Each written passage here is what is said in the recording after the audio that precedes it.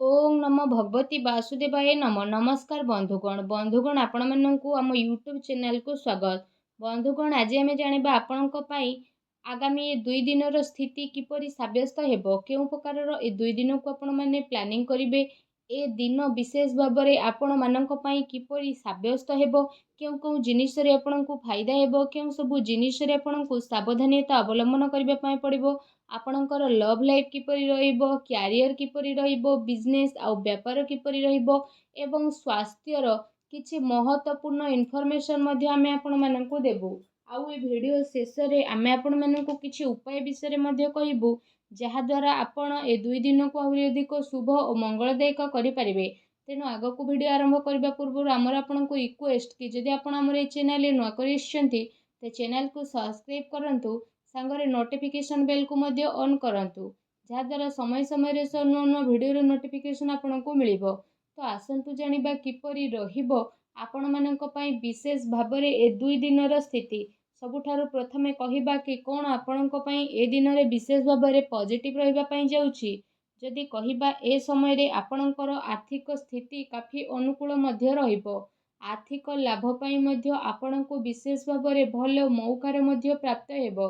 व्यवसाय संबंधित किंबा बाहरर कंपनी संबंधित कार्य रे आपनकु विशेष भाबरे भलो लाभ प्राप्तिर संभावना मध्य बनुछि। ता सहित बाहरु काम कार्य को नेई मध्य आपनकर किछि यात्रा होई पारे, जहा आपनक पई अवश्य ही लाभदायक सिद्ध हेबो। एहा सहित शिक्षा क्षेत्र रे मध्य विशेष भाबरे आपनकु अनुकूल परिणाम मध्य प्राप्त हेबो एवं उच्च शिक्षा पई प्रयासरत लोकंकु मध्य बहुत ही भलो लाभ प्राप्ति होई जिवो। आपनक ज्ञान रे बुद्धि हेबो एवं वरिष्ठ तथा गणमान्य लोकंक द्वारा आपनकु अवश्य ही प्रशंसा प्राप्त हेबो। काम कार्य क्षेत्र रे मध्य आपनक कोनोसी परिवर्तन करि पारंती, जहा आपनक पई अवश्य ही भलो साब्यस्त हेबो।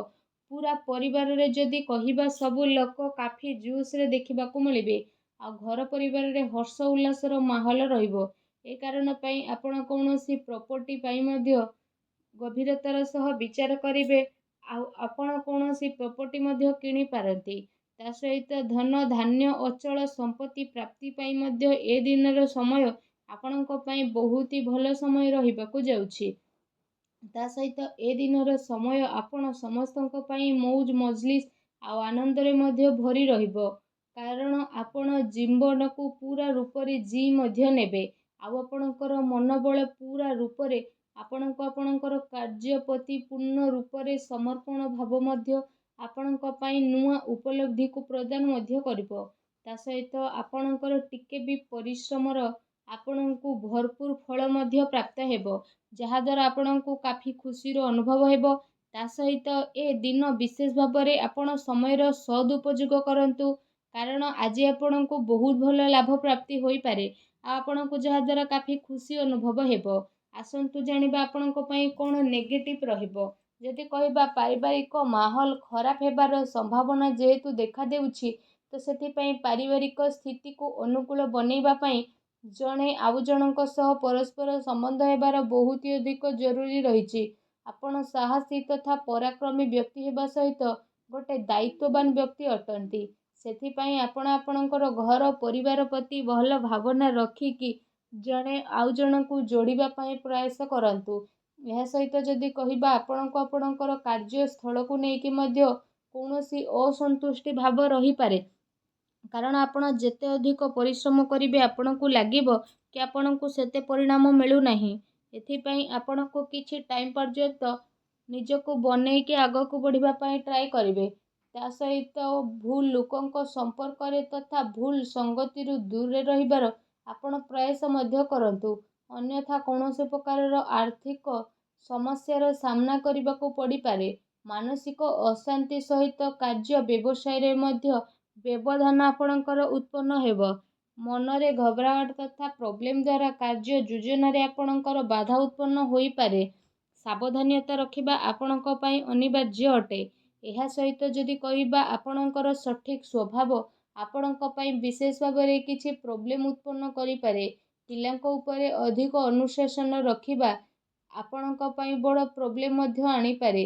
ସେଥିପାଇଁ ନିଜର ସ୍ୱଭାବରେ ଆପଣ ଟିକେ ଲଚିଲାପଣ ନେଇକି ଆସନ୍ତୁ। ପିତାଙ୍କ ସମ୍ମାନ କରନ୍ତୁ। କିଛି ମତଭେଦ ଉତ୍ପନ୍ନ ହୋଇପାରେ, ତେଣୁ ଟିକେ ସାବଧାନ ରୁହନ୍ତୁ। ଏହା ସହିତ ଆପଣ ତରତରରେ କୌଣସି ବି ନିର୍ଣ୍ଣୟ ଆଦୌ ବି ନିଅନ୍ତୁ ନାହିଁ। ଯଦି ଆପଣ ସବୁ କାମକୁ ନ କରିବେ ତ ଆପଣଙ୍କୁ ନୁକସାନ ମଧ୍ୟ ହୋଇପାରେ। ଏ ଦିନରେ ଅଚାନକ ଯାତ୍ରା କାରଣରୁ ବିଶେଷ ଭାବରେ ଆପଣଙ୍କୁ ବହୁତ ପ୍ରୋବ୍ଲେମର ଫେସ୍ କରିବା ପାଇଁ ପଡ଼ିପାରିବ। ଉଦ୍ଧାର ମାଗୁଥିବା ଲୋକଙ୍କୁ ନଜରଅନ୍ଦାଜ କରନ୍ତୁ। ମତଭେଦର ଗୋଟେ ଲମ୍ବା ଶୃଙ୍ଖଳା ବନିବା କାରଣରୁ ଆପଣଙ୍କୁ ସାମଞ୍ଜସ୍ୟ ବନେଇବାରେ ମୁସ୍କିଲ ମଧ୍ୟ ଏ ଦିନରେ ଆସିପାରେ, ତେଣୁ ଟିକେ ସାବଧାନ ରୁହନ୍ତୁ। ଆସନ୍ତୁ ଜାଣିବା ଏ ସମୟରେ ଆପଣଙ୍କର ଲଭ୍ ଲାଇଫ୍ କିପରି ରହିବ। ଆପଣଙ୍କ ଦାମ୍ପତ୍ୟ ଜୀବନ ବିଷୟରେ ଯଦି କହିବା ତ ଏ ଦିନରେ ଆପଣଙ୍କ ପ୍ରେମ ଜୀବନ ପାଇଁ ବହୁତ ହି ଭଲ ଦିନ ରହିବ। ତା ସହିତ ପ୍ରେମ ମାମଲା ପାଇଁ ମଧ୍ୟ ଏ ସମୟ ଆପଣଙ୍କ ପାଇଁ ଅତି ଉତ୍ତମ ରହିବ। ଏହା ସହିତ ବିବାଦରୁ ଆପଣ ଦୂରେଇ ରୁହନ୍ତୁ। କାହାର କହିବା ଦ୍ୱାରା କୌଣସି କାର୍ଯ୍ୟ ଆପଣ କରନ୍ତୁ ନାହିଁ। ଆପଣଙ୍କୁ ଆପଣଙ୍କ ନିଜ ଉପରେ ଭରସା ରଖିବାକୁ ପଡ଼ିବ। ଅଥବା ନିଜେ ନିଜ ଉପରେ ଭରସା ରଖିକି ନିଜର ପ୍ରେମୀ ପ୍ରେମିକା ଉପରେ ଭରସା ରଖନ୍ତୁ ତଥା ଜଣେ ଆଉ ଜଣଙ୍କ ପ୍ରେମରେ ବନିକି ରୁହନ୍ତୁ, ଯାହାଦ୍ୱାରା ଏ ଦିନ ପ୍ରେମ ଜୀବନ ପାଇଁ ବହୁତ ହି ଭଲ ଦିନ ରହିବାକୁ ଯାଉଛି। ଆଉ ଏ ଦିନରେ ଆପଣ ଅବଶ୍ୟ ହିଁ ଲାଭ ଉଠାନ୍ତୁ। ଆସନ୍ତୁ ଜାଣିବା ଏ ସମୟରେ ଆପଣଙ୍କ ବ୍ୟବସାୟ କ୍ୟାରିୟର କିପରି ରହିବ। ନିଜର ଯୋଜନାକୁ ଆପଣ କାହାରି ଆଗରେ ଅଧିକ ଜାହିର କରନ୍ତୁ ନାହିଁ। ଆପଣଙ୍କର ଗୁପ୍ତ ଯୋଜନା ଆପଣଙ୍କ କାମରେ ଅଧିକ ଫାଇଦା ପ୍ରଦାନ କରିବ। ଏ ସମୟରେ କେଉଁଠାରୁ ଆପଣଙ୍କୁ ବିଶେଷ ଭାବରେ ଅଚାନକ ଲାଭ ମିଳିବାର ଆଶା ରହିଛି। ବାସ୍ ଆପଣଙ୍କୁ ଆପଣଙ୍କର ନିର୍ଣ୍ଣୟକୁ ହିଁ ମାନ୍ୟତା ଦେବାର ରହିଛି। ପବ୍ଲିକ ଡିଲିଂ କାମରେ ଆପଣଙ୍କୁ ଅବଶ୍ୟ ହିଁ ଫାଇଦା ପ୍ରାପ୍ତି ହୋଇଯିବ। ତା ସହିତ ବ୍ୟବସାୟିକ କ୍ଷେତ୍ରରେ ଧନ ଲାଭର ସ୍ଥିତି ମଧ୍ୟ ବନୁଛି। ଆଉ କାର୍ଯ୍ୟ ସବୁ ଆପଣଙ୍କ ପାଇଁ ସବୁ ଆସାନୀରେ ମଧ୍ୟ ସଫଳ ହେବ। ଆଉ କାରବାର ବିସ୍ତାରର ମଧ୍ୟ ଆପଣ ଯୋଜନା ବନେଇ ପାରନ୍ତି, ଯାହା ଆପଣଙ୍କ ପାଇଁ ଆଗକୁ ଯାଇକି କାଫି ଲାଭଦାୟକ ସିଦ୍ଧ ହେବ। ଏହା ସହିତ ଆପଣଙ୍କୁ ପଇସା ନେଣ ଦେଣରେ ସାବଧାନ ରହିବାକୁ ପଡ଼ିବ। ପ୍ରପର୍ଟିରେ ନିବେଶ ମଧ୍ୟ ଆପଣ କରିପାରନ୍ତି, ଯାହା ଆପଣଙ୍କ ପାଇଁ ଆଗକୁ ଯାଇକି ଅବଶ୍ୟ ହିଁ ଲାଭଦାୟକ ସିଦ୍ଧ ହେବ। ତା ସହିତ ଚାକିରି ପେଶା ବ୍ୟକ୍ତି ବିଶେଷଙ୍କ ପାଇଁ ଏ ଦିନ ବହୁତ ହି ଭଲ ଦିନ ମଧ୍ୟ ରହିଯିବ। ଚାକିରି ସମ୍ବନ୍ଧିତ କୌଣସି ଭଲ ବଡ଼ ଖୁସି ଖବର ଆପଣଙ୍କୁ ମଧ୍ୟ ପ୍ରାପ୍ତ ହୋଇପାରେ, ଯାହାଦ୍ୱାରା ଆପଣଙ୍କ ମନ ବହୁତ ହି ପ୍ରସନ୍ନ ରହିବ। ଆସନ୍ତୁ ଜାଣିବା ଏ ଦିନରେ ଆପଣଙ୍କ ସ୍ୱାସ୍ଥ୍ୟ କିପରି ରହିବ। ଏ ଦିନରେ ଆପଣଙ୍କ ସ୍ୱାସ୍ଥ୍ୟ ସମୃଦ୍ଧ ବନିକି ରହିବ, କିନ୍ତୁ ଶୁଭାଶୁଭ ଗ୍ରହଙ୍କ ସ୍ଥିତି କାରଣରୁ ଏ ସମୟରେ ଆପଣଙ୍କୁ ସକାରାତ୍ମକ ଆଉ ନକାରାତ୍ମକ ଦୁଇଟି ପ୍ରକାରର ପରିଣାମ ମଧ୍ୟ ଦେଖିବା ପାଇଁ ମିଳିବ।